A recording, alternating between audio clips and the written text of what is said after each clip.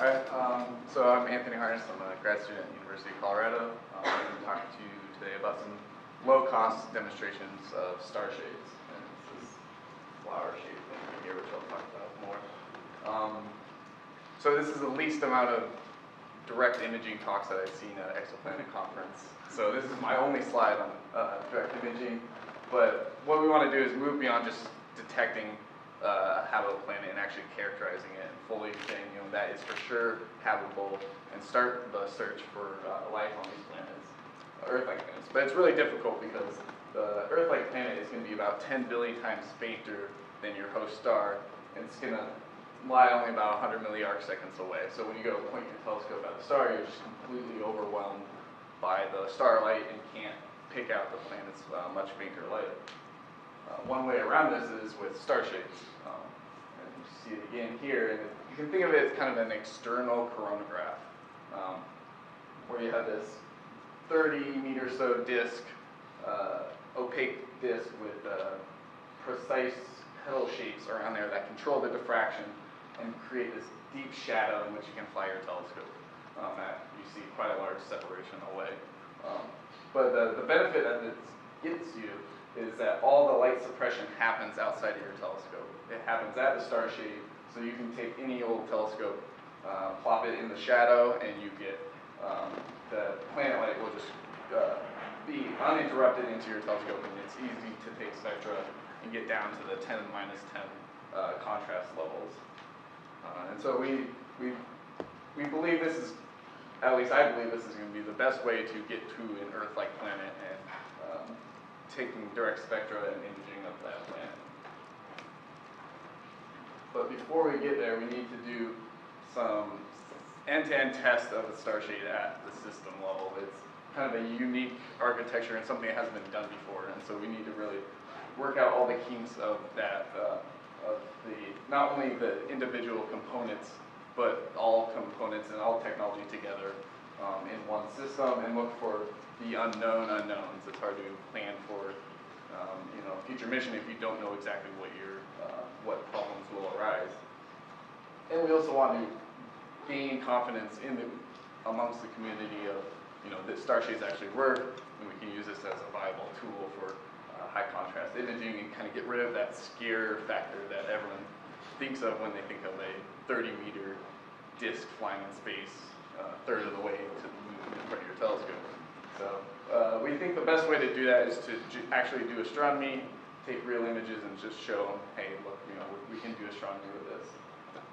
But this, again, the unique architecture of the starshade makes this a little difficult to do cheaply and on the ground, mainly because we need a large separation between our telescope and our starshade, and we need to hold that line of sight for long enough to build up an exposure time to see some faint objects. So the basic concept is we have a small telescope on the ground, a few kilometers away. We will have something that will hold up about a half-meter diameter starshade, and then hold it in line of sight long enough to take an exposure.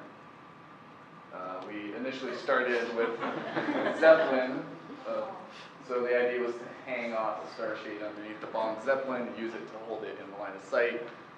Turns out you can't hold a giant balloon 7 meters accuracy. But we thought of some solutions, but the company went out of business right before we could get our actual flights in. So we had to move on. Our next platform is kind of the next generation of suborbital rockets. It's these vertical takeoff, vertical landing rockets. And this is one shown here from NASA Space Systems, and it's only about 2 meters tall, but it can hover to high precision. The idea is, you launch it up, do your science, come back and land vertically and low impact. So reusable rockets. And we have a flight campaign coming up in August to try to test and see if this will work as a starshade platform. What we're going to do is have a separate telescope using as a guiding camera and running a visual feedback loop to help them reach 7 meters accuracy that we need in the line of sight. So this is Maston's Zombie in flight. And so basic idea is we're going to strap a half-meter starshade out the side, We have a number of LEDs, infrared LEDs, on the rocket for positioning. These are modulated at about 10 kilohertz. And we have a fast response IR detector on the ground that is able to filter out that signal and find where the rocket is, even in the presence of this bright plume down here. And an arrangement of LEDs allows us to calculate a full 6DOF attitude position solution. So we know exactly where the rocket is at all time and where it's pointing, and that will help in our closed loop feedback.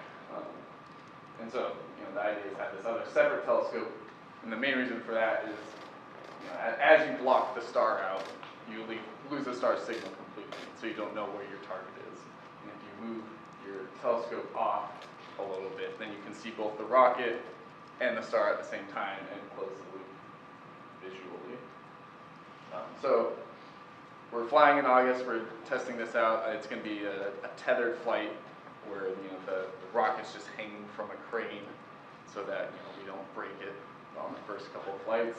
Show that so we can improve the stability, help close the loop, and then move on to, as this technology matures, see if it'll become a viable option for us. But so this is kind of ways off to actually do science with. So we think our next best option is to get rid of these pesky vehicles and their stability and just mount a stationary starshade up on a hilltop. And I promise this is the last cheesy clip art slide. But so it turns out you can actually take a circular starshade and unfold it and make it a one-dimensional picket fence that works about the same. And so if we have this half-meter wide picket fence up on a hilltop, we angle it such that the path of the star across the sky will match the angle of that picket fence. And so you sit down here with your telescope and just passively wait for the star to follow along and expose while it's behind the starshade. And so you take the 10-second or so exposure, pick up your telescope, move it down the road a little bit, wait for the star to go behind, do it again, take it up, move it down the road, and just kind of follow this track along the desert floor, taking short 10-second exposures every so often. And we're able to get away with this, we hope, because we have an electron multiplying CCD. It's essentially a high sensitivity CCD with zero readout noise, so we don't really lose any signal to noise gain from taking 10-second exposures rather than one long deep exposure. We'll be able to stack them up without losing too much noise. So we're attempting this summer. Where we hope to, well, we're going to start out, a few hundred meters, get the technique worked out, see that we can get the star to go behind the star shade, get some exposures, and then slowly just keep stepping our way back to farther and farther separations. And we think our ultimate goal is to be about 3 kilometers away, and we think we can get the debris disk around Fomalhaut from there. We definitely will get the contrast, but it's more of just building up enough signal to detect the big disk against the sky background.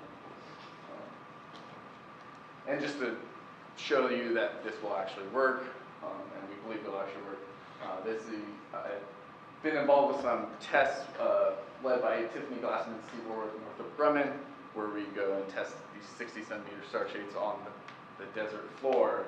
And so what we do is go to these extremely flat lake beds. And we have a telescope here. About a kilometer away, we have a 60-centimeter starshade. Another kilometer away, we have a really bright LED that serves as our star, our fake star, with a number of fainter LEDs serving as fake planets. And we just occult this star and take data. And the whole purpose of these tests is to demonstrate that you can get 10 minus contrast with these smaller starshades, and to also validate our optical models for future mission planning. And so this is some data from Steve's talk at Exopag last year. And so our original image of being completely swamped by the starlight, this is when the starshade is only about a third of a radius away from the center of a source. As we step starshade into position, we completely extinguish all the starlight. We're able to see this 10 minus 6 planet. It's not turned on, but there's a 10 minus 8 planet right there that we've seen. And all this residual light here is just forward scattering off dust in the atmosphere. So these aren't starshade effects. And so on this run, we got 10 to minus 8 contrast, and we've done more tests since then, and Steve will talk about this at the next Exopack, I believe, on the best results. So just to end there, I just wanted to say stay tuned, because we hopefully have some exciting results coming this summer. So thanks.